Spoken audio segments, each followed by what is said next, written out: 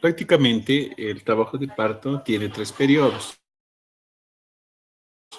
El primer periodo es de dilatación y bosamiento, el segundo periodo de expulsión, donde se expulsa el producto, y el tercer periodo, que es alumbramiento. Es así que vamos a hablar sobre el alumbramiento, pero fisiológico, lo que es normal y lo característico. Acá podemos evidenciar una gráfica, un puntero, listo. Vemos al producto, el cordón umbilical y la placenta. Prácticamente salió el producto y luego sale la placenta. Acá vemos la salida de un feto, bueno, un producto por vía cesárea con las bolsas, el amnios y el corium, ¿ya? Aquí vemos la placenta con su implantación central y otra placenta, para mí, si es para mí no estoy, y otra placenta con implantación periférica en forma de raqueta, ¿ya? Vemos entonces, acá vemos un alumbramiento intercultural, donde la paciente está en un ambiente como si fuese una piscina, ya salió el producto y solo falta que salga la placenta. Otro parto vemos de manera intercultural de cuclillas, que practica en varios lugares. Otro vemos en el área del trópico, donde ya salió el producto y solo se espera que salga la placenta. Prácticamente el alumbramiento es un periodo muy importante porque debemos esperar la salida de la placenta y mejor si está de manera completa. Luego, valorar la formación del globo de seguridad de Pinar y hacer un control estricto cada 15 minutos durante las 2 primeras horas después del parto.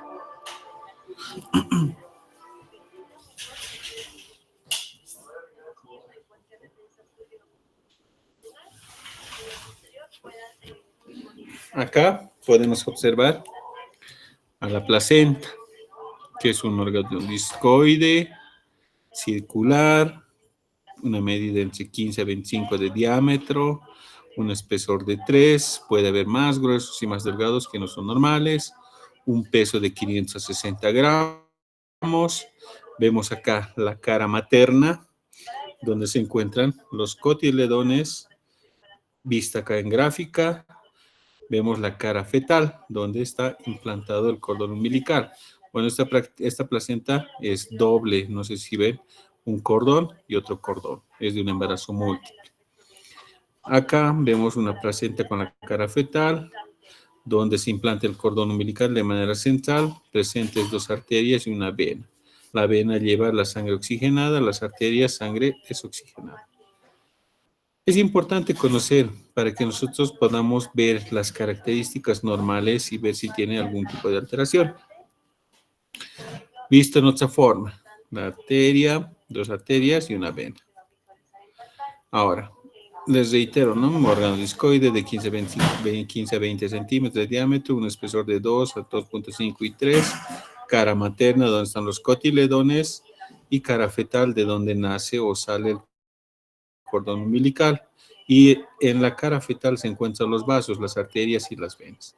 De estos salen, se proyectan las membranas, el corium y el amnios. El amnio es aquel que es avascular, en cambio el corium es vascular, ¿ya? El corium está en contacto con la cara materna y el amnios con la cara fetal. Entonces, como les definí al inicio, el alumbramiento, o también llamado tercer periodo del trabajo de parto, ocurre desde que nace el producto hasta la expulsión de la placenta. Es decir, sale el producto, clampeamos, a partir de ahí inicia el periodo del alumbramiento, donde solo se espera la expulsión de la placenta y sus anexos, como el cordón umbilical y las membranas fetales. Prácticamente es importante este periodo porque cuando la placenta se desprenda, debemos seguir 3 pasos, que es desprendimiento, descenso y expulsión. Debe haber desprendimiento de la placenta, valoramos la separación del corium y el amnios, valoramos si se expulsa de manera completa los anexos, como sea el cordón y las membranas, valoramos también la hemostasia, porque es un momento donde a veces el útero no contrae y empieza a sangrar o no hay buen desprendimiento, hacemos una contracción de manera inadecuada. Por eso se debe hacer un control adecuado. Acá vemos una imagen de un alumbramiento normal. El tiempo normal del alumbramiento es de 3 a 30 minutos, ¿ya? Sale el producto, nosotros debemos ser pacientes. Esperar que a partir de los 3 minutos ya empiece a desprenderse la placenta o esperar hasta los 30 minutos. Pasa los 30 minutos y ya tomamos medidas. Hacemos tracción, un alumbramiento puede ser donde hacemos de manera manual, pero el objetivo es que naturalmente y espontáneamente esperemos este periodo. En este tiempo, la paciente gestante siempre tiene un sangrado de 500 ml o puede ser menos, pero eso es normal cuando es un parto por vía vaginal. En cambio, cuando es por cesárea, es tolerable hasta 1000 ml de sangrado, ¿ya? Vemos acá la gráfica, miren cómo sale la placenta, acá está agarrando en la totalidad de la placenta en su cara fetal, porque la cara materna está internamente. Hace un movimiento giratorio que se llama Dublín, o otros hacen la salida de la placenta por el propio peso. Acá vemos las etapas del alumbramiento. Primero el desprendimiento, descenso y expulsión. Vemos como acá la placenta se va desprendiendo de la porción uterina y entre la placenta y el útero se forma el hematoma retroplacentario, lo cual ayuda a que se desprenda de manera total la placenta. Además de que existen las contracciones uterinas que hacen o afectan el paralelismo. Entonces hay un disparalelismo entre la superficie del útero y la superficie de la placenta, haciendo que se puedan separar. Por eso se denomina desprendimiento. Luego tenemos el descenso. Vean como la placenta prácticamente ya ha descendido, ya no está en contacto con el útero. Y por último, la expulsión de la placenta. El útero está internamente y la placenta sale por el canal del parto y se expulsa al exterior. ¿Ya? Importante, etapas del alumbramiento, desprendimiento, descenso y expulsión. Un dato donde evidenciamos, sale el producto, hay contracciones uterinas, se altera la superficie de contacto entre el útero y la placenta es sujetada por vellosidades de gancho, hay un desprendimiento de la placenta, se forma el hematoma retroplacentario, hay un descenso de la placenta y la expulsión. Es lo mismo que todo esto los iba mencionando. Acá también repetimos, ¿no? Nacimiento, contracciones uterinas, se puede comprimir la placenta para que se vaya desprendiendo. Entre el útero y la placenta hay un aumento de volumen sanguíneo y eso genera aumento de la presión placentaria. Esa presión hace que la placenta se vaya desprendiendo. Ahora, acá dice ligaduras viventes de Pinar. ¿A qué se refiere? El útero normalmente, a ver acá, no. ¿Dónde puedo dibujarlo? A ver, voy a tratar de hacer. Puntero, pluma. Vamos a dibujarlo acá. El útero tiene una forma de pera. Está irrigado por la arteria uterina hipogástrica, una rama ascendente, una rama descendente. Y también vemos anastomosa con arteria ovárica. Ahora, esta arteria uterina que va ascendiendo emite ramas, que son arterias que van a formar la arcuata, y ahí se emiten las arterias rectas, hasta que se formen las espirales que están a nivel del endometrio. Como podemos ver, penetran varias arterias dentro del cuerpo uterino. Cuando hay contracciones uterinas, como las fibras del útero son longitudinales, transversas y oblicuas, a través de estos espacios pasan las arterias y estos se contraen y hacen de que exista el cierre o la formación de las ligaduras viventes de Pinar. A esto se refiere. Entonces se contrae esto, cierran los vasos y tenemos el cierre de las ligaduras viventes de Pinar y el útero prácticamente se torna duro y leñoso, donde se forma el globo de seguridad de Pinner. Eso es importante, eso se denomina las ligaduras viventes. Ahora, ¿qué cambios vamos a ver a nivel del cuerpo uterino cuando se salga la placenta? Vemos cómo acá se ha desprendido la placenta, hay descenso de la placenta, el útero que estaba grande, aumentado de volumen, reduce y luego en un periodo de contracción se lateraliza y asciende ligeramente a 1 o 2 traveses de dedo por encima de la cicatriz umbilical. A eso se denomina el signo de máximo ascenso o el signo de Schroeder, ¿ya? Eso es normal. Pasa 1 o 2 días, ya prácticamente el fondo uterino, el fondo del cuerpo uterino, ya va a estar debajo de la cicatriz umbilical. A la semana o a los 10 días ya está a nivel intrapélvico. ¿Qué más vemos? El desprendimiento de la placenta se da por un mecanismo que es el de contracción y relajación. ¿De qué? De la musculatura del cuerpo uterino. Hay una adaptación al contenido, que quiere decir que entre el útero y la placenta se forma un hematoma retroplacentario. Eso afecta el paralelismo, existiendo un disparalelismo, el de contacto entre el útero y la placenta. Se acumula sangre intraútero placentario, esa sangre se puede necrosar, coagular, hay degeneración de hialina, grasa y calcificación, que hace que se vaya desprendiendo la placenta. Por eso esperamos ese tiempo de 3 hasta 30 minutos. Ahora, cuando sale la placenta debemos ver dos modalidades muy importantes, la de Bode-Lock-Schultz o la Bode-Lock-Duncan. Schultz es cuando se desprende de la parte central, Duncan cuando se desprende de margen. Veamos las gráficas.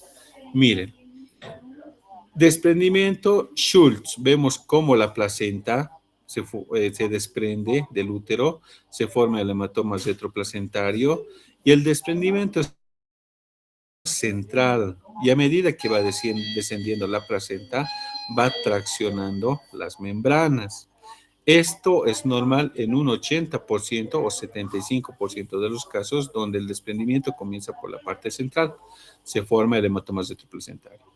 La otra forma de desprendimiento que no es buena, que hay sangrado e incluso puede quedar detenido restos, es la de Duncan, donde prácticamente vemos cómo la placenta ya no se desprende de su parte central, más al contrario, de un borde. Al desprenderse de un borde, se traccionan las membranas y otras membranas quedan retenidas. Eso ocurre en un 20% o un 15% de los casos. El desprendimiento, vamos a ver que siempre comienza del borde, hay un sangrado previo y la expulsión de la placenta ya no es como esta por la cara fetal, más al contrario, sale la cara materna. Vemos más gráficas. La de desprendimiento central sale por la cara fetal, vemos cómo se desprende centralmente y a medida que va descendiendo por el efecto de la gravedad, vemos que va traccionando las mismas membranas y esto nos da a entender de que la placenta al salir por el cuerpo uterino por el canal del parto salió de manera completa y no quedó ningún tipo de resto dentro de la cavidad uterina, ¿ya? Entonces, la mejor es el tipo de desprendimiento central, la más fisiológica, que sale por la cara fetal. Vemos, miren cómo se va por la contracción que existe, se forma el hematoma retroplacentario, ese hematoma hace de que se desprenda de forma central hasta que desciende y se expulsa completa con sus membranas al medio externo. En cambio, la de Duncan sale por la cara materna, como evidenciamos. Miren, se ha desprendido la placenta, sale por un borde y un borde todavía queda adherido dentro de la pared uterina. Sale la placenta y como las membranas son frágiles, a veces podemos traccionar y puede quedar retenida las membranas dentro de la cavidad uterina. Por eso es que esto no es tan fisiológico, porque si quedan restos dentro de la cavidad, puede continuar el sangrado de la parte interna del cuerpo uterino. es importante saber por qué modalidad se está desprendiendo la placenta, modalidad Schultz o modalidad Duncan, ¿ya? Que es Duncan por la cara materna. Vemos acá, miren, hay desprendimiento de la placenta, se tracciona la placenta, sale la placenta, pero queda aún membranas dentro de la cavidad. Y vemos cómo ha salido ya la placenta y las membranas quedan dentro todavía. A veces traccionamos de mala manera, se rompe esta membrana y hay que hacer un degrado o una revisión.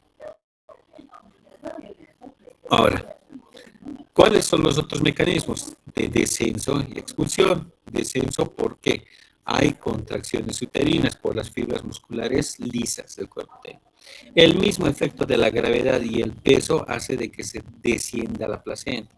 El mismo peso del hematoma hace de que descienda la placenta y el mismo peso de la placenta también causa el descenso de la placenta para que se expulse por el canal del parto al medio externo. También vemos que el efecto de la gravedad ayuda a todo este mecanismo de descenso y expulsión, porque es un cuerpo extraño que ya prácticamente no forma parte de un embarazo y debe expulsarse. Ahora, ¿cuál es la clasificación del alumbramiento? Tenemos el espontáneo, donde sale de manera natural, como veíamos en las primeras gráficas, de manera natural, donde no actúa el personal de salud, o puede ser corregido donde nosotros prácticamente ya actuamos haciendo tracción contra tracción o administramos medicamento. Puede ser dirigido donde el personal de salud, enfermero, médico o algún personal actúe y ayude con la administración de medicamentos a que se desprenda. Si en el tiempo de 3 a 30 minutos no se desprende, hacemos de manera manual, introducimos la mano dentro de la cavidad uterina, con el borde cubital de la mano vamos desprendiendo la placenta. Y el manejo activo, donde utilizamos medicamentos para que se ayude en las contracciones uterinas y se pueda desprender la unión uteroplacentaria y salga la placenta. Vemos acá, miren, espontáneo. No hacemos nada, no hacemos tracción contra tracción, no comprimimos y vemos cómo la placenta sale espontáneamente, la misma gráfica. No hay intervención de la mano del médico o personal de salud. Dejamos que pase ese periodo y salga espontáneamente la placenta. Corregido, vemos cómo hacemos la maniobra de Crede, pero ya no se hace, pero es importante conocerlo. Tratar de agarrar por la pared abdominal al cuerpo uterino y hacer una presión, que dice presionar la pared abdominal con el pulgar y el índice. El objetivo es que al presionar ayudemos en el disparalelismo de la unión de la placenta con el útero. Visto en un corte longitudinal, sínfisis púbica, canal del parto, recto, sacro.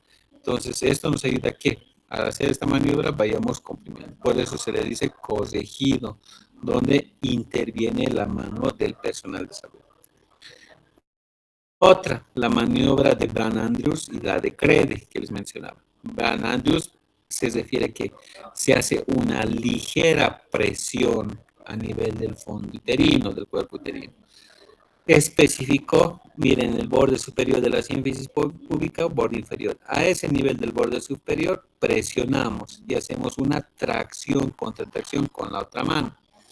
Mientras estiramos este cordón, ayudamos a que se vaya desprendiendo la placenta y miren cómo ya se ha desprendido la placenta arrastrando a sus membranas de manera adecuada. La de Crede, ya hablábamos, ¿no? Es esta, la misma, que es corregida. Manual, ¿qué hacemos en el caso manual? Cuando no sale la placenta en ese periodo de 3 a 30 minutos, se hace una extracción de manera digital. Si tenemos anestesiólogo, mucho mejor porque duele meter toda la mano dentro de la cavidad uterina.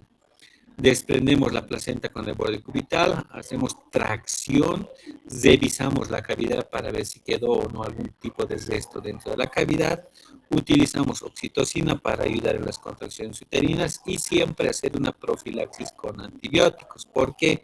Porque estamos metiendo un agente externo a una parte interna que prácticamente no está contaminada, ¿no? ¿Cuándo se hace? Cuando pasa los 30 minutos después de la expulsión del feto. O en caso de hemorragia masiva. A veces sale el producto y de pronto vemos que sangra. Entonces tratamos de tomar conducta lo más rápido posible, no esperamos los 30 minutos porque debemos visualizar de dónde sangra. Entonces hacemos la introducción y expulsión de la placenta de manera manual. Vean cómo hacemos tracción contra tracción, se colocan los guantes hasta el brazo, una mano comprime el fondo uterino y con la otra mano ingresando dentro de la cavidad uterina, con el borde cubital va desprendiendo la placenta. ¿Ya? Hasta que tengamos toda la placenta desprendida, la tomamos y vamos extrayendo. Este es el retiro manual, es doloroso y se debe actuar de manera rápida. Acá podemos ver, una vez que sale la placenta, debemos valorar la cara materna, cara fetal, ver el tamaño, la simetría, la implantación, la vascularización. Vemos que se forme el signo o el signo de globo de seguridad de Pinar a nivel de la paradera abdominal, que les decía que el útero debe contraerse y debe tornarse leñoso. ¿Ya? Eso siempre cuando vean un parto, palpen el cuerpo uterino al final de la expulsión de la placenta. Debe contraerse y formarse el globo de seguridad de Pinar. Cuando se forma el globo de seguridad de Pinar, sabemos que hay buena contracción y estamos tranquilos, porque si no hay buena contracción, hay un sangrado constante. ¿Qué es el MATEP? Se denomina MATEP al manejo activo de la tercera etapa del parto, donde consiste en, primero verificamos si hay o no un producto dentro de la cavidad, hacemos la administración de oxitocina por 10 unidades internacionales vía intramuscular, hacemos tracción contra tracción del cordón umbilical y por último extraemos a la placenta. Vemos acá, miren, ya salió el producto, vemos la episiorrafia y vemos que aquí la pinza prácticamente está clampeada a nivel del cordón umbilical. ¿Qué nos da a entender esto? Miren, como si la pinza no ha descendido, nos da a entender que acá adentro la placenta sigue unida a la pared interna del cuerpo uterino. En cuanto la placenta ya se desprenda y descienda, automáticamente el cordón va a descender y la pinza va a tornarse más baja. Eso es un signo que debemos verificar. Más allá vemos los signos. Ahora, acá vemos el alumbramiento activo dirigido, donde el personal de salud interviene. Presionamos el fondo a nivel del suprapúbico y hacemos una tracción contra tracción, objetivo detener al cuerpo uterino, pero al traccionar tratamos de sacar la placenta. Lo mismo, en el alumbramiento activo presionamos a nivel suprapúbico, hacemos tracción contra tracción, evitando de que salga el útero, pero sí salga la placenta. Vemos acá en lo real, ¿no? Presionamos en el borde suprapúbico con el pinzamiento a nivel del cordón umbilical, traccionamos y esto presionamos. Tracción contra tracción, que es manejo, es parte del manejo del MATEP. Ahora, en el alumbramiento podemos observar fenómenos subjetivos y objetivos. ¿A qué se refiere subjetivos? Que vamos a ver el alumbramiento, ya sea en un reposo clínico, y hay dolor. ¿Por qué? Porque se desprende. La paciente quiere pujar, pero se le dice que no puje y que de manera espontánea va a desprender.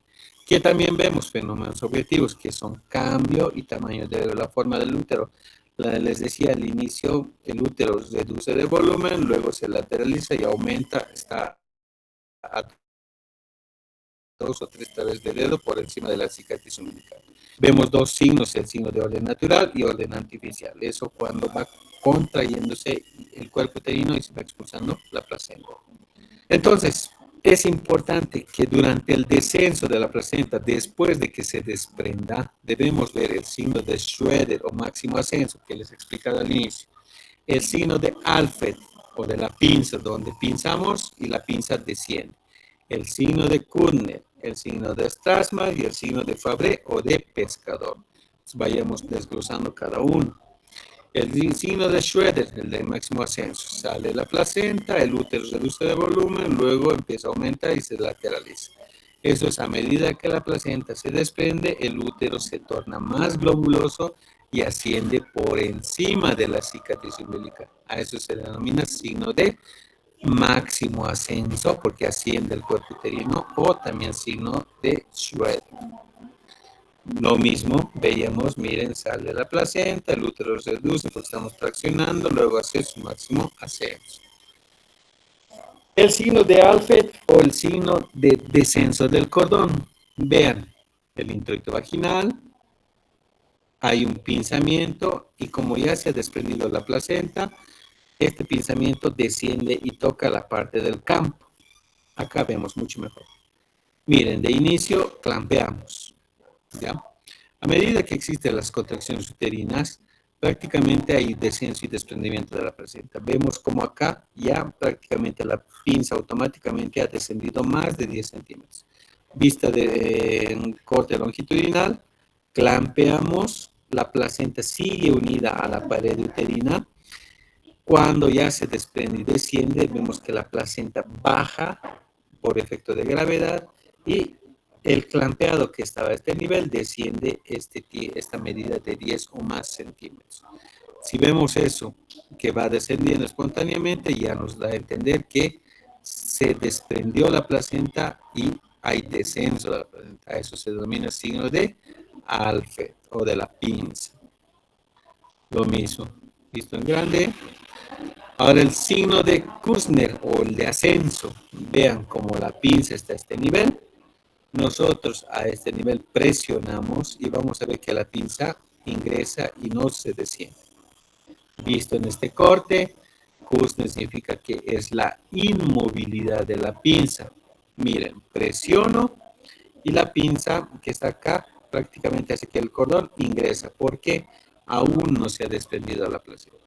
Pero cuando se desprende, decimos Kushner positivo, es cuando presionamos y la placenta, como ya está desprendida, el cordón no asciende, más al contrario, se mantiene estático.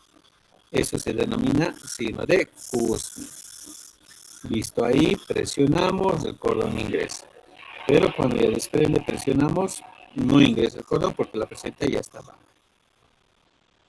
El signo de Strassmann es el peloteo. Vemos como presionamos y al presionar el cordón mueve. O hacemos tracción del cordón, jalamos por este nivel y vemos que va a jalar también esta parte de la pared abdominal, se siente.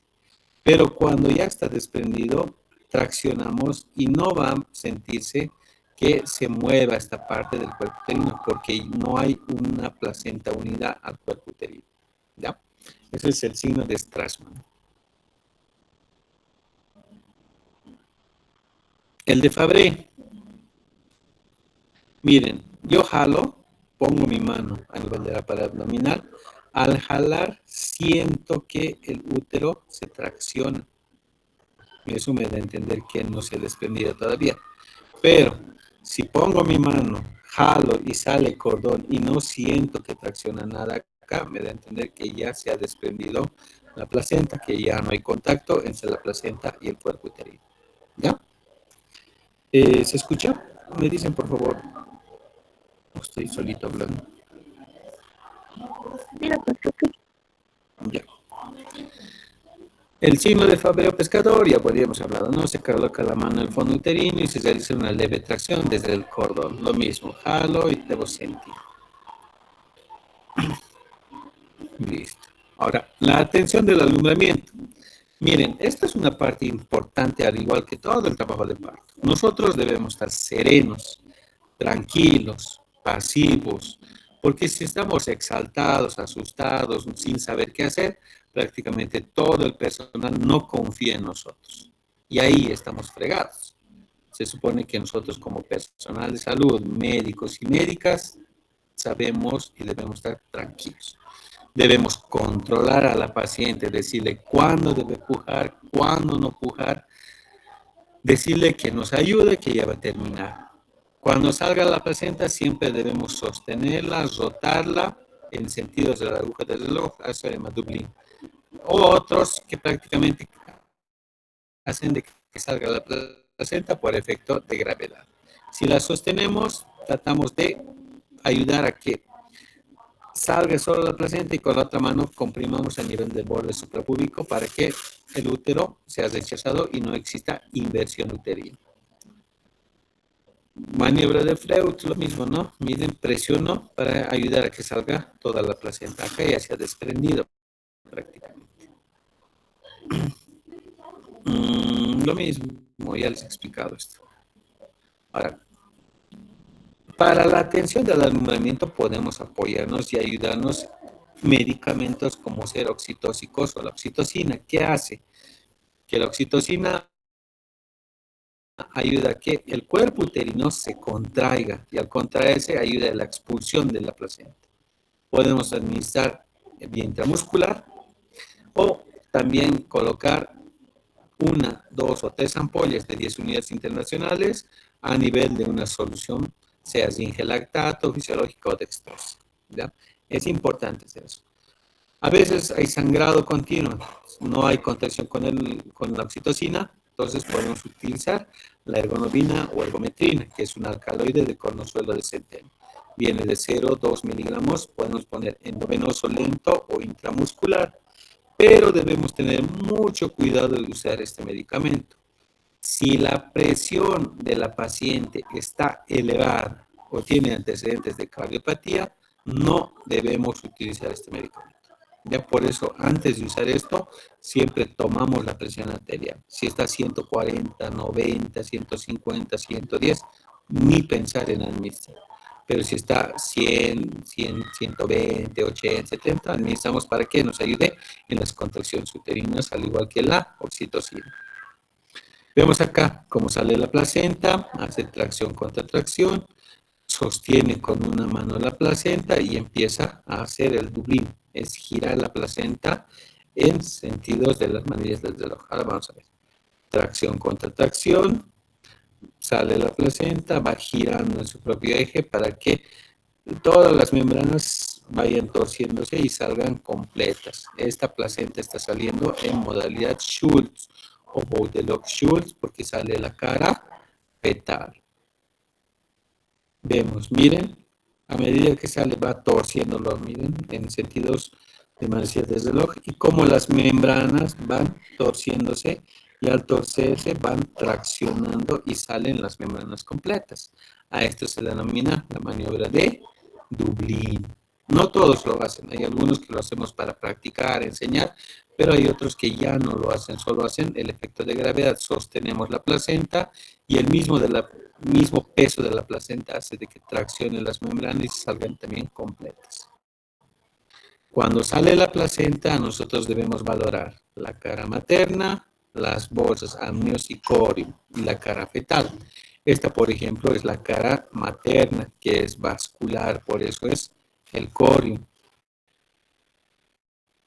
En cambio, vean acá, el amnios va a ser más clarito, la cara fetal, que está en contacto con la madre. Vemos 2 membranas desprendidas, cara materna, cara fetal. La fetal con el amnios, la cara materna con el corium. ¿Ya? Siempre debemos valorar eso. Ver las membranas. Si no hay membranas, nos preocupamos, debemos hacer revisión de cavidad. Lo mismo, miren. La cara materna, acá está los cotiledones, la cara materna es vascular, bien gruesa, en cambio la cara fetal, donde está el amnio, es más transparente y es avascular. Esa es la diferencia. Acá estamos separando las dos membranas, el corium, el amnios, corium, amnios. Hasta ahí siempre debemos hacer los pasos correctos para el alumbramiento. Ahora, a veces se presentan ciertas condiciones como ser el encarcelamiento. ¿En qué consiste esto? Vean, acá está el segmento, el canal del parto, canal vaginal, cuello cervical. Y miren, la porción inferior del cuerpo uterino se contrae y atrapa la placenta. A eso se denomina encarcelamiento. Entonces, ¿qué debemos hacer? Tratar de introducir y liberar.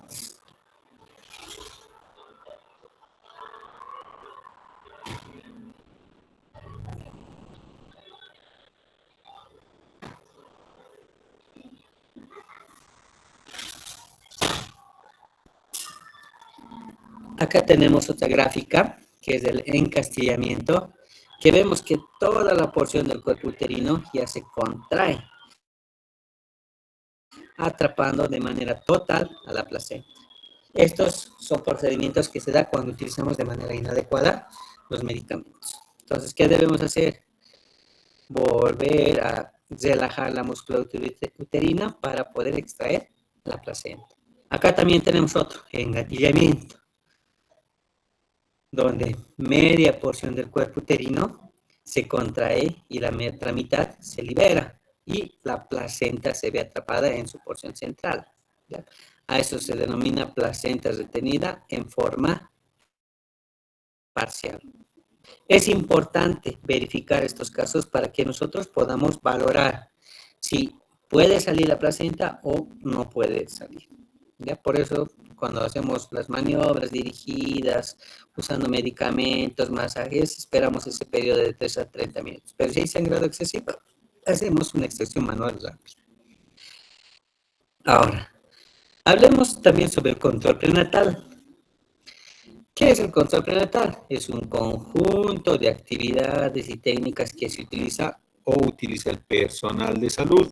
El objetivo es que podamos evaluar la salud de la mujer embarazada para que nosotros vigilemos, garanticemos el estado de salud de la madre y el feto. Nuestro objetivo es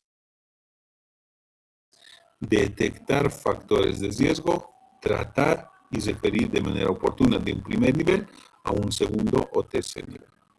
Por eso se hace un buen control prenatal, porque es un conjunto de actividades y técnicas que utiliza el personal de salud. Objetivo, detectar factores de riesgo. Entonces, ¿para qué? Porque es importante el control prenatal. Detectamos si es un embarazo de bajo riesgo o de alto riesgo. Si es de bajo riesgo, lo atendemos en primer nivel o en área rural, pero si es de alto riesgo, debemos derivar lo antes posible. Nuestros objetivos del control prenatal, esto entra hasta en la residencia, esta pregunta. Los objetivos son reducir la mortalidad materno-fetal, evaluar el desarrollo del embarazo y bienestar fetal, promover el bienestar materno y estimular la lactancia materna. Son los 4 pilares fundamentales de los objetivos del control prenatal. Primero, siempre ayudamos a que exista o se reduzca la mortalidad materna y que el embarazo desarrolle de manera adecuada. Las características del control prenatal son 4 pilares importantes: que sea precoz, periódico, integral y de amplia cobertura. Precoz, que un control prenatal debe hacerse lo más tempranamente posible, mejor si es a las 5, 6, antes de las 12 semanas, para que nosotros evaluemos al producto, el saco gestacional, la vesícula vitelina, el botón embrionario, veamos el desarrollo, la implantación. Y periódico, ¿por qué periódico? Mínimo debería presentar 4 controles. Debería hacerse un control antes de las 20 semanas, entre las 25 y 28 semanas, 33, 36 semanas y mayor a 37. Nuestra norma boliviana dice 4, de acuerdo al bono para el SUDOI, más su control de parto y postparto. Todo el objetivo es detectar el riesgo obstétrico, ¿ya?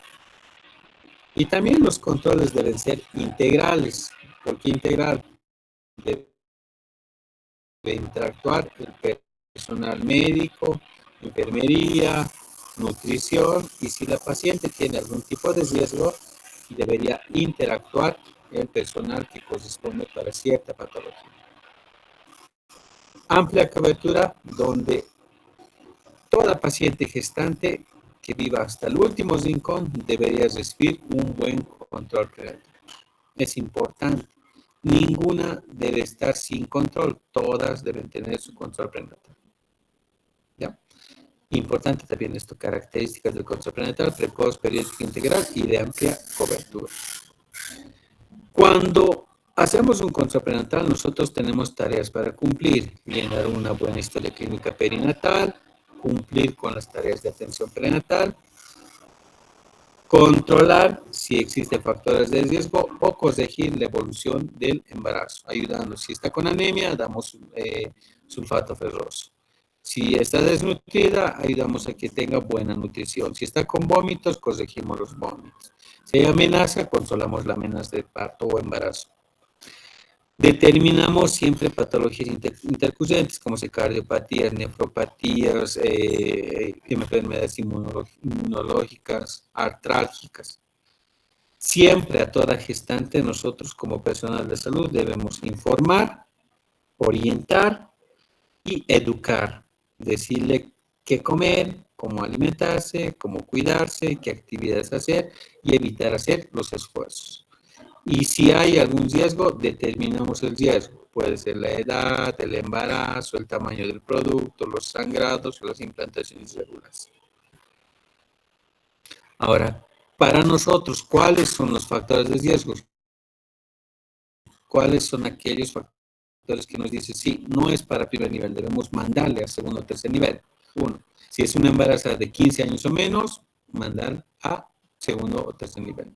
Si la paciente se embaraza rápido, es decir, hace 2 años tuvo un embarazo con parto, y al año siguiente o al medio año o menos de 2 años se vuelve a embarazar, ya se considera espacio intergenésico corto. Entonces requiere una atención más controlada.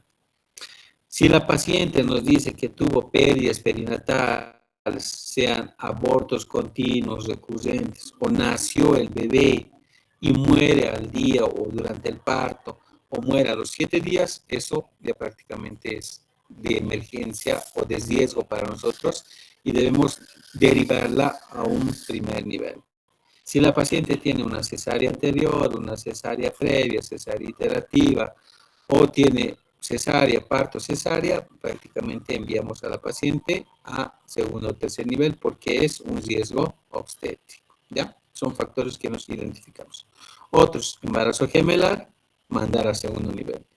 Si la paciente nos dice que tiene un embarazo más o menos de 30, 38, 40 semanas, pero la vasiguita, es decir, la altura de fondo uterino es pequeña, eso nos puede dar a entender indirectamente que es una restricción de crecimiento intrauterino y debemos derivar a un segundo o tercer nivel. Si la paciente está con desnutrición y anemia, mandar a segundo nivel. Si hay una gota de sangre o sangrado genital, que no debería haber durante el embarazo, enviar a segundo nivel.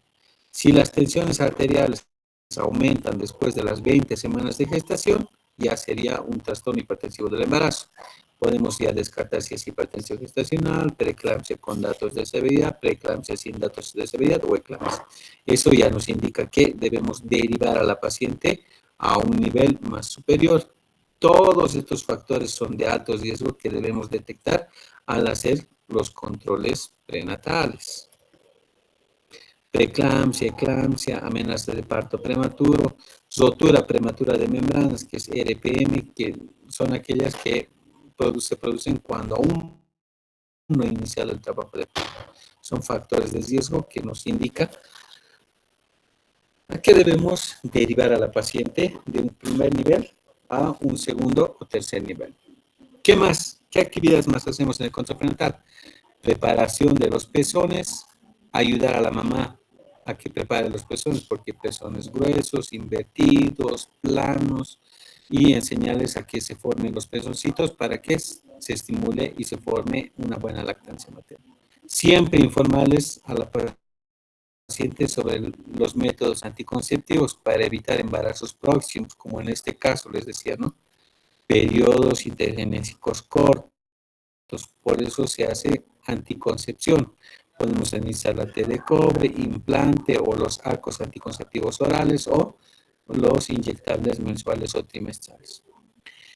Entre otras actividades del control prenatal es importante el factor intercultural, dependiendo del área, sea andina, trópico o valle, porque cada uno tiene diferente característica intercultural, porque cada uno orienta sus prácticas propias que son beneficiosas y son aceptadas por la misma cultura y no debemos afectar nosotros su parte intercultural, ¿ya?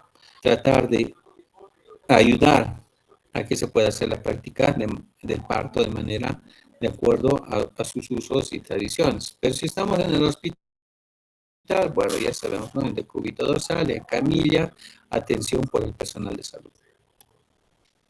Bueno, espero que se haya comprendido. Muy importante el alumbramiento y el control prenatal. Gracias a todos por estar presentes. No sé si tienen alguna duda o si no hay dudas, igual me preguntan cuando nos veamos o estoy caminando por ahí. ¿Alguien? ¿Pregunta? ¿Duda? Nada, ¿no? No, doctor.